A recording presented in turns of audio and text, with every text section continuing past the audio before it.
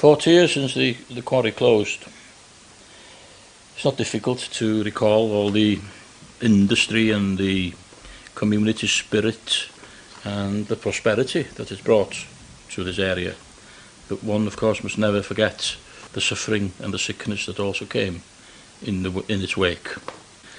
I can refer to my own personal experience and my family's experience, and I'm sure when I relate what transpired, is that we'll relate to hundreds of other families in this area. My father's name was Edward David Hughes, and he worked in the quarry for a period of about 30 years. My first recollection of his illness was in the early 60s, when he was taken to Gwobr Hospital. We as a family didn't know what the problem was, but what I can recall is that my mother used to visit him, I think it was once a fortnight, and DM, the coach company from Llanrug, had a special bus going, I think every fortnight, and this bus was full of wives going to visit their husbands at Gwobr, and it showed the extent of the illness and the suffering that was around here. This was, of course, caused by the dust, silicosis or pneumoconiosis. Although the government refused to admit as to the suffering, and we have a lot to thank the MP for the area then, David Wigley, for what transpired and eased a little bit of the suffering that took place around here. If I'm correct, I recall 1979 when Harold Wilson's government was in a bit of difficulty. I think they were facing a vote of no confidence in Parliament, and some deal was struck between Plaid Cymru and the Labour government that if Plaid Cymru supported them in the no confidence vote, then the government would support David Wigley's claim or attempt to get an act in which would at least give parity to the slate quarrymen with those of the coal mines. The government lost the vote, but to be fair to them, they did adhere to their promise, and shortly after the act was passed, which gave compensation to silicosis or pneumoconiosis sufferers from this area. Of course, the passing of the act didn't mean that an easy path was to be had to receiving compensation or for the disease to be recognised.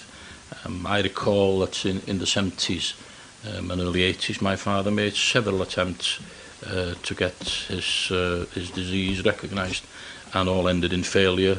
Appeals were made, and again those were refused.